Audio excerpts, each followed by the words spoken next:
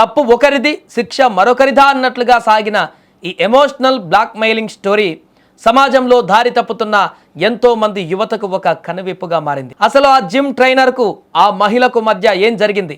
Black mail చేసే స్థాయికి ఆ మహిళ ఎలా వెళ్ళింది? బెంగళూరుకు చెందిన 28 ఏళ్ల దిలీప్ రాష్ట్ర స్థాయి ఫిట్నెస్ ట్రైనర్.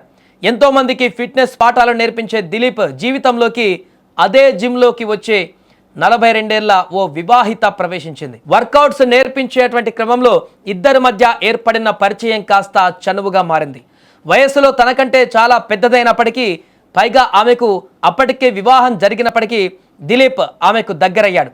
ఆ చనువే తన పాలిట మృత్యుపాశం అవుతుందని ఆ యువకుడు ఊహించలేకపోయాడు. కొన్నాళ్ల పాటు సాగిన వీరి బంధం నెమ్మదిగా డబ్బు, ఆస్తుల చుట్టూ తిరగడం మొదలైంది. ఆ చనువును ఆసరగా చేసుకున్న వివాహిత దిలీప్ను బ్లాక్ మెయిల్ చేయడం మొదలుపెట్టింది. తను అడిగినంత డబ్బు, ఆస్తి ఇవ్వకపోతే ఈ విషయాన్ని అందరికీ చెబుతానని బెదిరించడం స్టార్ట్ చేసింది. దీంతో భయపడిపోయిన దిలీప్ ఒక దశలో పోలీసులను కూడా ఆశ్రయించాడు.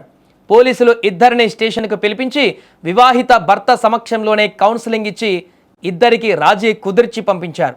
ఇక్కడితో కథ సుఖాంతమవుతుందని దిలీప్ అనుకున్నాడు. కానీ అసలు ఆట అప్పుడే మొదలైంది.